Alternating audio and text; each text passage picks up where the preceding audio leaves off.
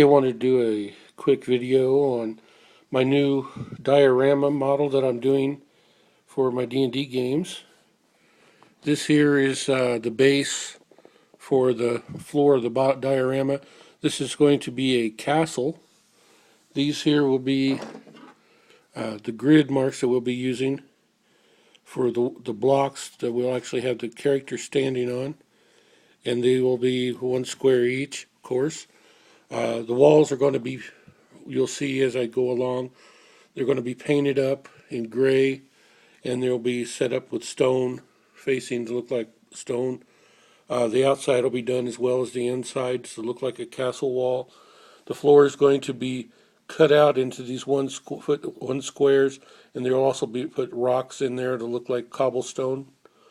The walls will also have artwork and tapestries on them, as well as I'm planning on putting a walkway up to the top there, catwalk type thing. And this is going to be like the entry part of a castle. I'll probably put a small building right over here that I can take in and out. Just depends on what scale I want to use. It ought to look pretty cool when I get done with it. I'm thinking about putting some rounded towers that'll extend up probably 4 or 5 inches above the tower. Right now, as it stands, it's about we're looking at about 6¼ inches tall. The walls are. It's 17 inches by 15 inches, so it's a pretty good size diorama.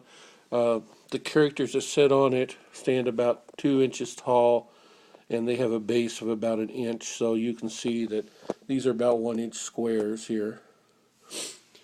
So it's going to be fun, and I've done some pretty cool stuff. I want to show you my stone that I used in the last campaign we played, and here's one of the grids made. This is a outdoor foresty grid, and then this stone sets on top of it, and you put all kinds of different terrains, bushes, treasure chests, things like that. Then you stack your monsters on there also. And so that's some of the stuff, the different terrain and things I'm making for Dungeons and Dragons now. It's been a lot of fun. I really enjoyed it. Let me show you one other piece of interior terrain that I've made. This is for another smaller castle that I've done. And this is what I was talking about, the rocks and the grid. You can still see the grid pattern here if you look closely. Then you can also see the rock. And then this here, the blonde, you can see the blonde there. That's just like big pieces of patio. And then you got the cobblestone walkways that go along also. That's kind of what we'll see in here. Basically the same coloring, but most of this will be cobblestone. And they're probably, I may make like a big circle in the middle with like a